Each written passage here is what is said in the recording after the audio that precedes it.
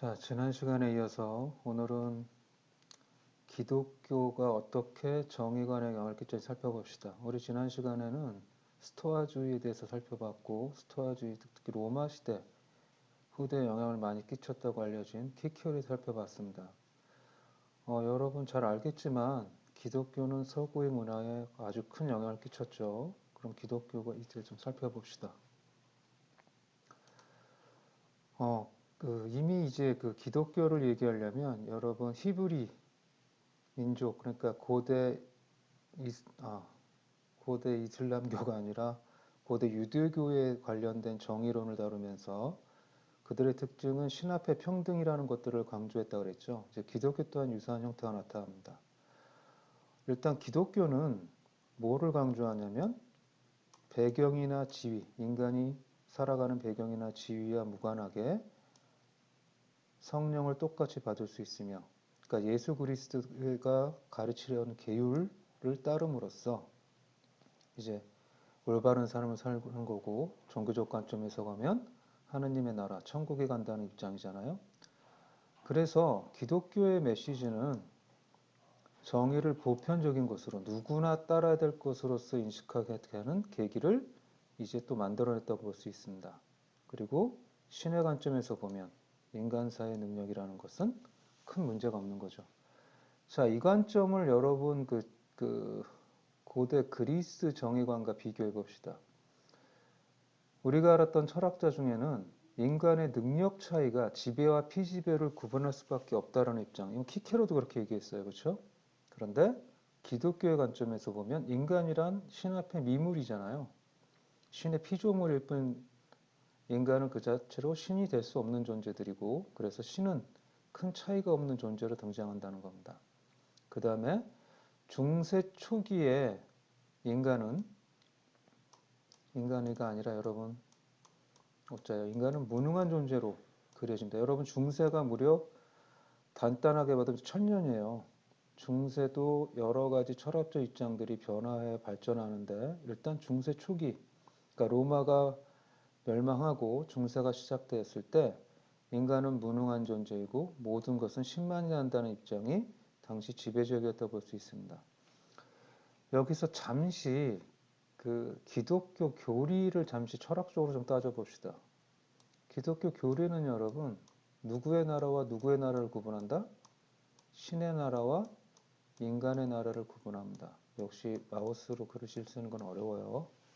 자, 신의 나라와 인간의 나라, 경험 세계와 이데아의 세계를 구분했던 플라톤을 연상시키죠. 그렇죠? 중세는 이데아가 아니라 신의 세계인 거죠. 인간과 무관하게 신의 세계가 따로 있다고 생각했습니다. 그리고 인간은 신의 세계로 나아가는 존재인데 나갈 수가 없어요. 유한한 존재이고 그냥 한계를 가진, 유한하다는 게 한계를 가졌다는 뜻이라 그랬죠. 그래서 두 세계를 구분해서 인간의 법과, 이거 다시 설명할 기회가 올 거예요. 신의 법을 구별을 합니다. 그러니까 인간은 신이 아니니까 인간의 법을 따르는 구조이고, 인간이란 이미 신에 대비해서 무능한 존재로서 설정되어 있다는 것, 여러분이 배경 지시로 알아두고, 이런 인간의 무능력은 뭐로 나타나냐면 시제법. 이건 이 시제법 들어봤습니까, 여러분? 시제법이라는 건 지금 생각하면 정말 불합리하고 잔인한 법이에요. 그러니까 단순하게 일단 보면 로마법이 아니라 이제 게르만법의 산물로 보통 알려져 있는데, 일단은 피의자, 어떤 죄를 저질렀다고 상정되는 사람이 나타나면 그 사람을 일단 시련을 주는 것이 시제법입니다. 근데 말이 좋아 시련이지 이거를 뭐로 하는 거다? 고문을 하는 거였어요. 그러니까 물이나 불에 집어넣는 겁니다. 예를 들면 시제법은 이렇게 시작해요. 그러니까 네가 무죄라면 불 속에 손을 넣어도 절대, 단순하게 말하면 화상을 입지 않을 것이다. 네가 유죄면 화상을 입는다. 이런 설정이에요. 또 물고문을 하면서 네가 물에 들어가서 죄가 없다면 가라앉을 것이요 죄가 있으면 뜰 거라는 거죠. 자연 법칙에 따르면 둘 다 불가능하잖아요. 응? 당연히 모든 사람이 뭐가 되는 겁니까? 고문 속에서 죄인이 되는 거예요. 자, 이런 지금 보면 황당한 것이 가능한 이유가 뭐다? 바로 이것. 모든 것은 신만이 한다는 믿음, 중세를 지배했던 중세 초기의 믿음이 인간을 이렇게 시련을 던져서 정의를 실현한다는 설정을 만들어냈다는 겁니다.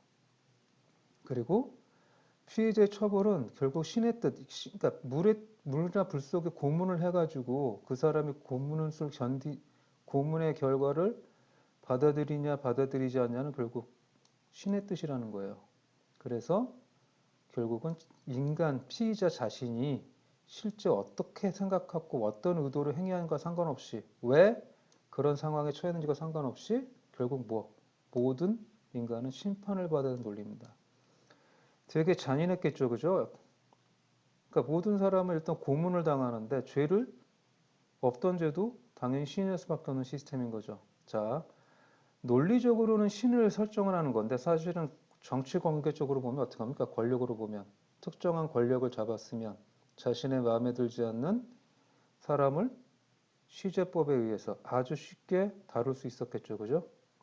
이제 이런 문제점들이 있다. 근데 이것이 굉장히 비합리하고 말도 안 되는 것 같지만 중세 초기에는 이처럼 기독교, 신만이 오직 유일하고 신만이 완전한 존재라는 것이라는 설정 속에서 이런 일들이 일어났던 겁니다. 자, 중세 정의관이 또 어떻게 변하나 봅시다. 그러니까 초기에는 인간의 무능력을 강조했다면 10세기에 이르러서 인간 능력에 대한 신뢰를 점차 회복합니다. 자, 고대 그리스 철학은 여러분 계속 이어졌던 게 아니에요. 오히려 고대 그리스 철학이 재발굴된 건 한참 뒤입니다. 고대 그리스 철학의 전성기가 여러분 잘 알다시피 5세기죠. 5세기, 6세기까지 이르러서 물론 로마 시대까지 그리스 철학은 계속해서 연구가 돼요. 그러다 중세 시대에 잊혀지다가 이제 그리스 철학들이 재발견되기 시작하는데 이건 또 뭐와 연결이 되겠다? 신학과 연결이 되어 있습니다. 여러분 잘 아는 두 신학자 있죠. 중세를 대표하는 수신학자 아우구스티누스, 그 다음에 아퀴나스. 이제 이들은 이제 철학을 가지고 신학을 종교를 체계화시키기 시작하죠. 이제 이런 배경이 있다.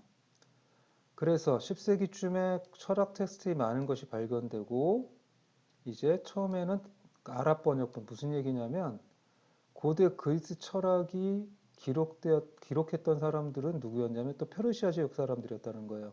오히려 페르시아 지역 사람들이 아랍어로 고대 그리스 철학책들을 번역했던 것이고 거꾸로 이 책들이 다시 유럽으로 중세 시대 유럽으로 들어왔다는 겁니다. 처음엔 그래서 중역을 했던 거예요. 중역본을 보다가 자신의 유럽 전통 문화를 거꾸로 아랍어를 통해 보다가 나중에 이제 본격적으로 그리스어로 중그리스 철학들을 연구했다고 합니다. 자, 그 다음에 철학이 재발견됐던 첫 번째 측면, 중세 정의관이 시제법 같은 것으로 지금 보면 굉장히 잔인하고 부정의한 듯한 방식으로 진행됐던 것이 왜 변화했냐? 첫째, 그리스 철학의 재발견, 둘째, 종교개혁이겠죠. 여러분, 종교개혁은 이 자체로 아주 큰 역사적 사건이고 종교와 관련돼서 굉장히 복잡한 논리적 구조를 갖고 있는데 우리 수업에 그것을 다룰 수는 없으니까 좀 간단하게 정리를 하면 이제 대표적으로 루터는 성직자의 권위에 대한 확대 해석을 거부합니다. 그리고 기독교는 개인과 신의 직접적 관계의 바탕을 둔 신앙이라고 주장해요. 이게 얼마나 파격적이냐면 당시 이제 성직자라고 한다는 것이 지금 일단 카톨릭이죠. 카톨릭이 성직자와 교회를 통해서 종교활동이 이루어지는데 그리고 당연히 이런 성직자와 교회는 그 당시 정치 권력과 결탁을 해서 엄청난 힘을 발휘했는데 더 이상 이런 권력을 참을 수 없는 당시 시대적 상황. 그다음 루터는 그래서 이런 교회나 성직자가 필요 없다고 얘기하는 겁니다. 기독교는 개인과 신이 직접 만날 수 있다는 거예요. 누구의 역할이 축소되는 겁니까? 단순하게 얘기하면 성직자의 권력이 축소되기 시작하는 겁니다. 당연히 이것은 인간의 정신 혹은 인간의 자기 권리에 대한 이해 방식도 크게 바꿨겠죠. 왜? 개인과 신과 나 사이에는 아무도 필요 없다는 것. 이것은 개인의 자존감과 개인의 인격에 있어서 큰 변화를, 그러니까 인격을 고려한 큰 변화를 가져온 사건이에요. 그러니까 종교개혁은 단순히 기독교 기독교를 믿는 사람들이 어떤 교리가 바뀌었다가 아니라 삶 자체를 바꾼 사건입니다. 정의론도 마찬가지고. 그 다음에 또 토마스 모어 같은, 그러니까 16세기 초 토마스 모어의 유토피아 같은 책들을 보면 당시에 우리가 중세시대 하면 암흑기며 중세시대의 모든 것들이 그야말로 신의 이름으로 다양해졌던 것 같지만 이미 16세기 초, 물론 이제 16세기라고 한다면 이미 중세가 끝나고 이제 근대를 초기, 그러니까 근대가 시작되는 시기가 차이가 있겠지만 이제 종교개혁과 더불어서 이제 기존의 중세 시대를 거부하는 새로운 이상적인 세계를 꿈꾸기 시작해요. 그래서 토마스 모 유토피아는 굉장히 중요한 책 중에 하나입니다. 당시의 시대 변화를 알려주는. 그러니까 유토피아는 여러분 이미 번역돼 있으니까 한번 꼭 시간이 나면 살펴보세요. 그러니까 이제 살펴보겠지만 유토피아에는 굉장히 중요한 사회적 사상, 그러니까 지금 보면 사회주의나 공산주의 이런 측면도 나타나고 정의에 있어서 분배, 그러니까 한번 지금 이 시대에 이미 우리가 알고 있던 좋은 사회 특징들이 다 나타난다는 걸 여러분이 한번 생각해 봐야 될 겁니다.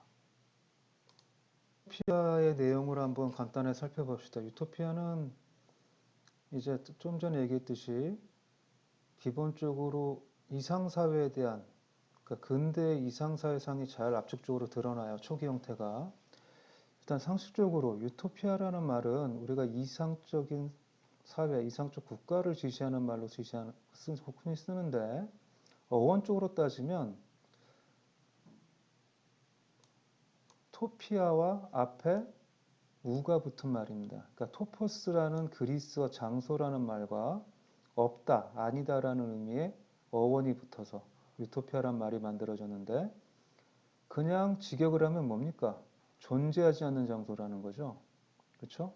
유토피아라는 거는 이상적인 사회가 아니 그 자체로 이상적이라는 뜻이 아니라 현실에서는 존재할 수 없는 것 그런 의미에서 이상적인 그런 곳을 가리킵니다. 자, 유토피아는 이제 그 방식이 누구에게인가 그 대화를 통해서 어떤 사회가 유토피아라는 공간이 어떤지를 설명하는 방식인데 여러분이 나중에 읽어보고 이 특징은 종교적 공동체가 아니라는 거예요. 우리가 이제 중세 시대가 계속 이어지고 종교가 엄청난 영향을 미쳤는데 종교개혁 이후 개인과 신의 관계나 개인과 국가의 관계가 변형돼 새롭게 부각되기 시작하는데 유토피아 보면 이제 유토피아의 특징은 혈연과 같은 우정, 그러니까 혈연 관계가 아니라 우정의 공동체라는 겁니다. 여러분 우정의 공동체라는 건 서구 사상가들에게는 우정이라는 게 매우 자주 반복되는 개념이에요. 아리스토텔레스도 그렇고 뭐 소크라테스도 마찬가지고 가장 좋은 인간관계는 우정이라는 말도 자꾸 등장해요. 일단 유토피아에서 다시 우정의 공동체라는 것이 등장한다. 뭐 또 간단하게 얘기하면 가족 단위로 사회를 편성하고 우리가 지금 시도 군 이런 식으로 나누듯이 그 단위를 만들어낸다라는 거예요. 그 다음에 집단들이 뭐를 만서 대표자를 선출한다. 이것은 뭐예요? 당시에는 말이 안 되는 신분제 사회였고 정치 권력이건 종교 권력이건 이런 식의 집단이 스스로를 대표자라는 것을 허용하지 않았습니다. 그래서 또 유토피아인 거고 그래서 대표자들은 평의회를 구성합니다. 그 다음에 평의회 중에 평의회의 대표자들이 이제 후보로 나와서 네 정도 후배 중에 하나를 추려서 누가 되는 거다? 그 사람이 시장이 되는 거예요. 그리고 이 사람이 지금으로 따지면 대통령 같은 거겠죠. 그렇죠? 유토피아에 통치하는, 유토피아를 관리하는 가장 높은 직책인 겁니다. 그리고 시장이 제대로 통치 못하고 퇴출한다는 것이 유토피아의 내용이 나와요. 이 얘기는 뭐냐면 이미 이 시대에 우리가 상식으로 알고 있는 민주주의 정치 시스템이 초기 형태가 민주주의적 정치 체계가 다시 한번 얘기되고 있음을 볼 수 있습니다. 그러니까 민주주의는 이미 고대 그리스 한번 나타났죠. 이제 중세 말기에 다시 한번 이런 민주주의적 공동체라는 것이 등장하는 겁니다. 그리고 공동체에는 자신들을 보호하거나 다른 지역과의 전쟁을 대비해서 군인이 필요한데 이때 특징은 유토피아는 용병을 모집한다는 겁니다. 그러니까 정쟁의 목적은 위협을 제거하는 것 같아요. 여기서 이제 용병을 모집하는 게 뭐 대단하냐고 하는데 이건 이런 시대상을 반영을 해요. 당시 주드시대 전쟁을 하면 뭐 영주건 왕이건 자신의 소속된 영토 내 일반 시민들은 전쟁터에 끌려나가야 됐습니다. 그러니까 그리고 또 특히 중세 시대에 왕들에게 전쟁은 일종의 돈벌이였어요. 그러니까 그 돈벌이에 누가 동원되는 겁니까? 당시 국민들이 동원되는 거잖아요, 시민들이. 그러니까 허무하게 죽어가는 그 시대적 상황을 반영하는 거죠. 그래서 전쟁은 누가 한다? 시민이 아니라 용병을 한다. 또 재밌는 것은 항상 나만 재밌지만 용병은 이게 계속 살아있으면 무력을 갖고 있으니까 사회 위협이 되잖아요. 근데 이런 대목이 나와요. 결국 전쟁 중에 죽게 될 테니까 모두 예방된다? 군사적인 독재도 예방될 것이다. 이런 얘기도 나옵니다. 그러니까 이거는 거꾸로 생각해야죠. 이 시대에 얼마나 많은 사람들이 전쟁과 군인들에 의해서 고통을 받았는지를 반영한다고 볼 수 있겠죠. 자, 유토피아는 또 특징이 뭐냐면 화폐가 없습니다. 화폐가 없다라는 것은 시장을 통해서 빈부격차가 만들어지는 것을 금하는 사회인 거예요. 그래서 주민들은 상점에 가서 자기가 필요한 만큼 소비합니다. 그리고 집은 모두 똑같이 생겼고 문이 다 열려 있다라는 거예요. 닫혀 있지 않고, 그러니까 잠그지 않는다는 겁니다. 그리고 사람들은 2년마다 도시에서 농촌으로 번갈아 이사해야 되고 10년마다 집을 교체한다는 얘기 나와요. 굉장히 세부적이죠, 상대적으로 유토피아가 어떤 모습일지. 자, 여기서 의미하는 바는 이제 항상 중세나 이 근대 초기에 사람들은 빈부격차 때문에 고통을 받았고 이런 빈부격차가 없기 때문에 행복한 그런 사회를 꿈꾸고 있는 거죠. 그리고 집은 모두 똑같아야 되는 이유는 지금 상식적으로 보면 말이 안 되죠. 모두 자기 개성이 있는데 어떻게 집이 똑같냐. 이것도 뭐냐면 이게 집이라는 것이 욕망의 대상이잖아요. 누구는 더 큰 집을 갖고 싶고 누구는 더 화려한 재료를 써서 집을 갖고 싶고 이런 식이잖아요. 그러니까 이 집 자체가 욕망이고 이러한 집들의 차이가 다시 한번 대립과 갈등을 낳더라는 거죠. 그래서 모두 동등한 거주 공간에 산다는 겁니다. 이렇게 생각해 볼 수도 있어요. 여러분 집은 그냥 주거 공간이에요. 그렇죠? 고대 그리스의 디오게네스라는 견유학파 철학자가 얘기했듯이 인간은 사실 잘 보면 집이라는 그 기능은 비바람을 막는 것인데 이 집에서 집에 대한 욕망이 사람들을 그러니까 서로 싸우고 피폐하게 만드는 거죠. 그러니까 집으로 대변되는 물적 욕망 이런 것들을 금하려는 사회가 바로 유토피아라고 말할 수 있습니다. 그 다음에 거주 지역, 도시는 아무래도 교류가 많고 많은 부가 농촌에 비해서 축적돼 있겠죠, 그렇죠? 그래서 사람들은 도시로 몰려가고 농촌 사람들은 가난하게 사는 게 일반적이었어요, 이 시대에도. 그래서 이 유토피아에서는 모두가 똑같이 도시, 농촌을 번갈아 살아야 되는데 왜냐하면 농촌이 왜 중요하냐면 여기서 인간이 생존할 수 있는 식자재가 나오잖아요. 그러니까 모두가 사실 노동한다는 뜻입니다. 좀 이따 얘기하겠지만 그리고 굳이 왜 10년이라는 걸 얘기했지만 그 당시에 재료로는 10년마다 교체할 정도로 심하게 망가졌나 봐요. 일단 이런 얘기가 나옵니다. 여러분이 기억할 중요한 건 노동관이에요. 자, 중세 시대나 고대나 노동을 한다는 것은 천한 일을 한다는 뜻이었습니다. 귀족이나 지배계급은 노동을 하지 않았어요. 항상 피지배계급이나 가난한 자들이 노동을 하는 거잖아요. 지금의 노동관이 정착된 건 바로 이 시기쯤이에요. 유토피아를 썼던. 자, 모두가 노동을 해야 돼요. 그래서 언제까지? 건장하게 자라서 힘이 없어질 때까지 노동을 한다고 얘기합니다. 모든 사람이 노동을 하는 거예요. 그러니까 그런데 모든 사람이 노동을 하면 사회 관리나 그 다음에 다양한 사회에 필요한 문화적 기능들이 있잖아요. 그래서 유토피아에서는 500명 정도만 노동을 면제시켜준다는 얘기가 나옵니다. 여기서 포함되는 게 이제 누구겠습니까? 예를 들어서 정치적 일을 해야 되는 정치가들도 그럴 거고, 그다음에 예술가도 필요할 거 아니에요. 물론 예술가는 상대적으로 덜 중요하지만 유토피아에서는 교사도 필요할 거고. 그러니까 직접적인 육체 노동을 하지 않을 사람들, 할 수 없는 사람들, 사회 필요에 의해서 뽑아낸다라는 거예요. 핵심 산업은 당연히 그 당시 노동이었겠죠. 응? 핵심 산업은 노동이었고 구성원 모두가 노동을 해야 된다는 거.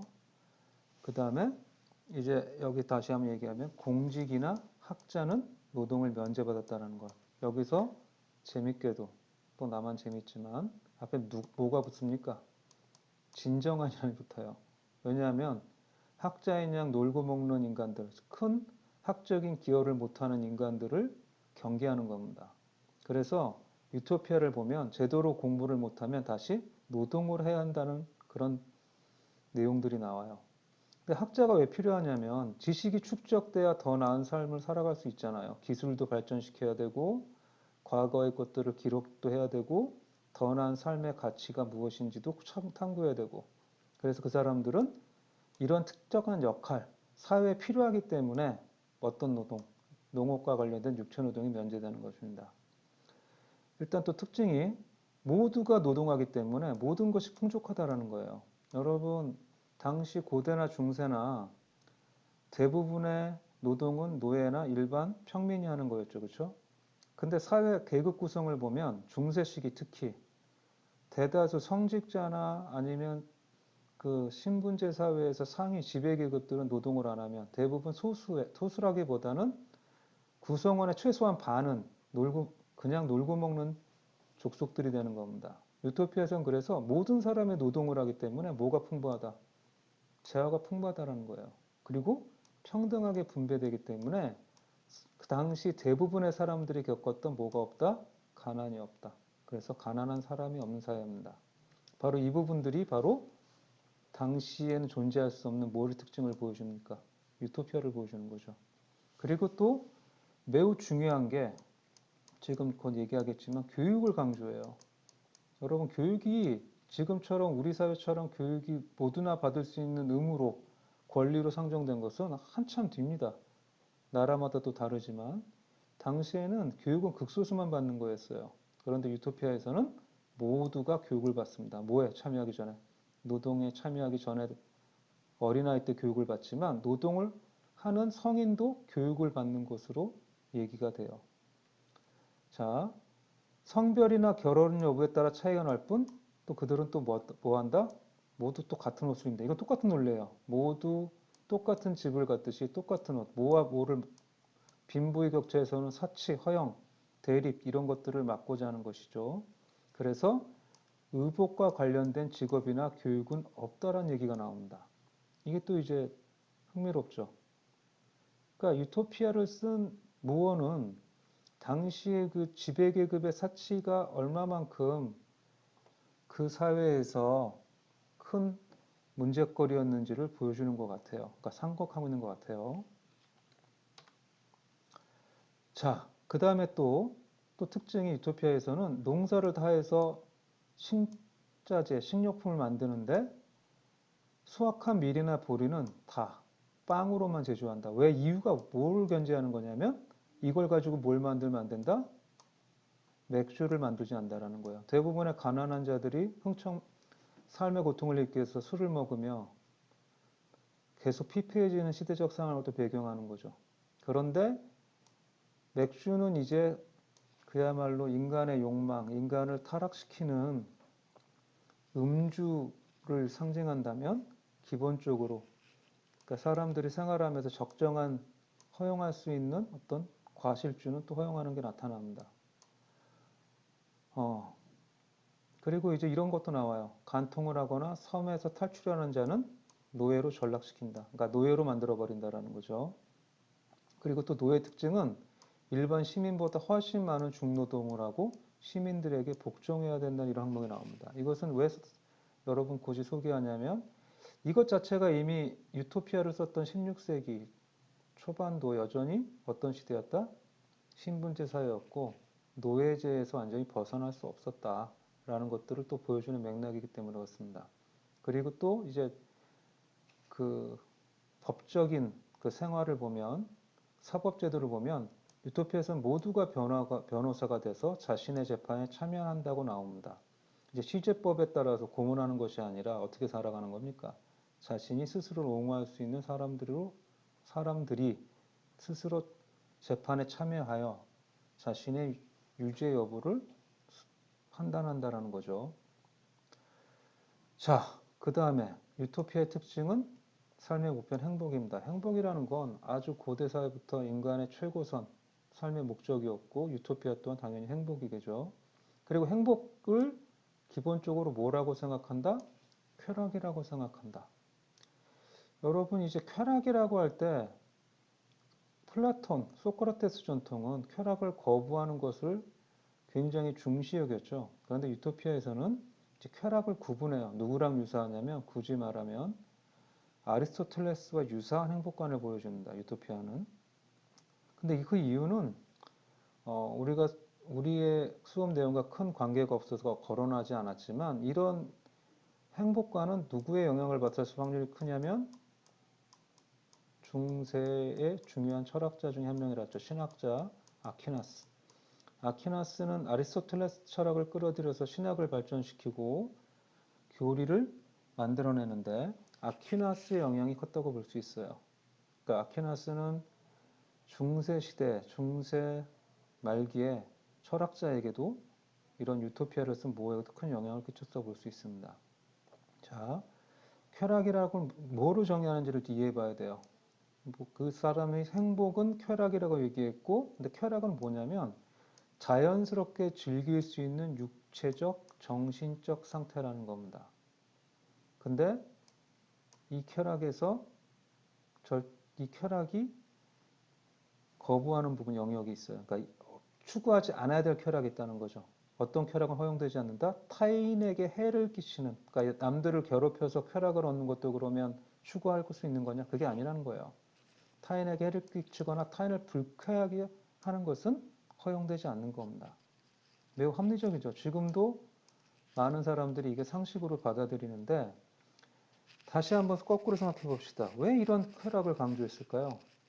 당시에 타인에게 해를 끼치거나 불쾌한 쾌락을 추구했던 존재들이 누굽니까? 지배계급들이었잖아요.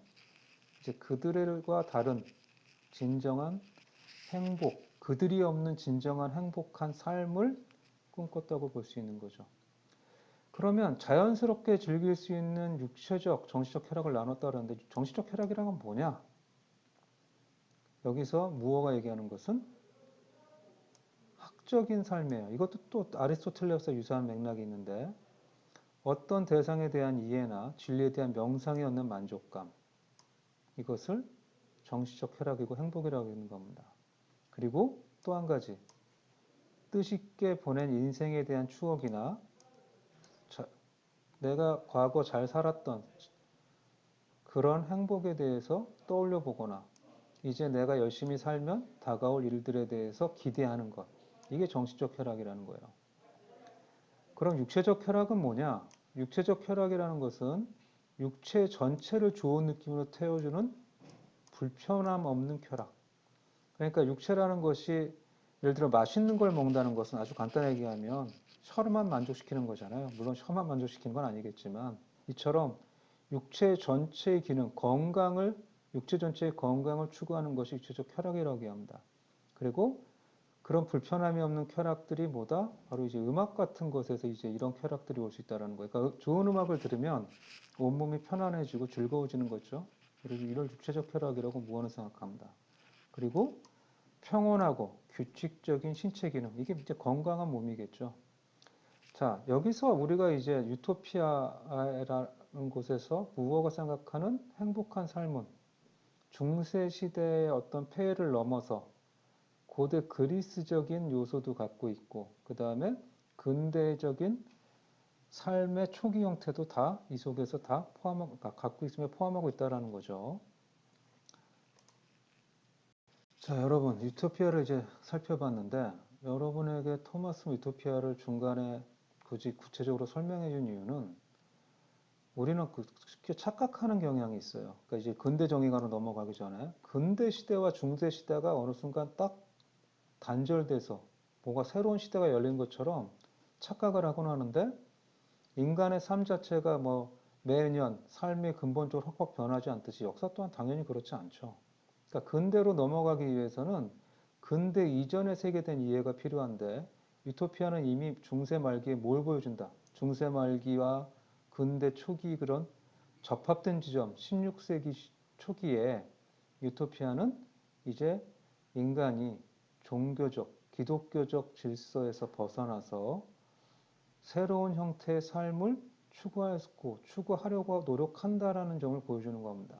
그리고 유토피아는 바로 이제 그런 정신이 이제 근대에 이르러서 구체화된다고도 말할 수 있어요. 물론 후대 근대 철학자나 근대 사상가들이 유토피아를 읽고 유토피아를 발전시켰다는 뜻은 아닙니다. 그러나 많은 시대적 상황, 그 시대에 수많은 사람들이 유토피아에서 거론됐던 삶을 이상적인 삶으로 그냥 치부하는 것이 아니라 추구할 만한 가치가 있는 것으로 구체화시켰다라는 점을 얘기하고 싶은 거예요. 자, 오늘은 이번 강의는 여기까지 할게요. 다음 시간부터는 뭘 할 거다? 이제 근대의 본격적인 정의관을 다룰 거고 사회계약서를 중심으로 어떻게 정의의 문제가 발전하는지 살펴볼 겁니다. 자, 그럼 다음 강의에서 만나요.